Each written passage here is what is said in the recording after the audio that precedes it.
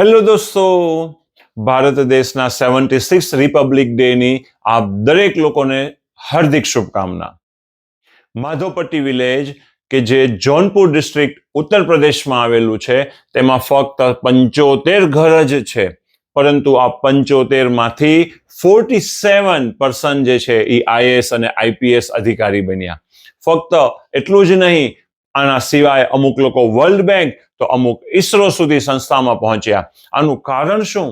આનું કારણ ફક્ત એક છે કે એ લોકો કે જે આઈએએસ અને આઈપીએસ બની ગયા યા તો ઈસરો અને વર્લ્ડ બેંક સુધી પહોંચી ગયા, એ લોકો ફરી પોતાના એ જ ગામ તરફ આવ્યા અને એ ગામના લોકોને ફરી ટ્રેનિંગ આપી, તાલીમ આપી, ગાઈડન્સ આપ્યું કે કેવી રીતે આ પ્રકારની કોમ્પિટિટિવ એક્ઝામ્સ ક્લિયર કરાય અને એના માટેના જે જરૂરી રિસોર્સિસ હતા એ પૂરા કર્યા. બીજા શબ્દોમાં કહું તો એક કામયાબ વ્યક્તિએ એ જ ગામના બીજા એક વ્યક્તિનો હાથ પકડ્યો.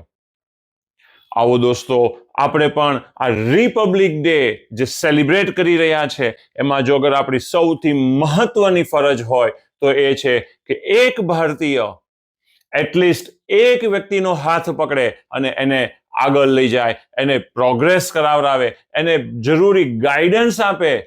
તો યાદ રાખજો દોસ્તો, આપણો દેશ જે છે એ ખૂબ જ વિકાસશીલ બનશે અને આપણો દેશ ખૂબ જ વધારે પ્રગતિ કરશે.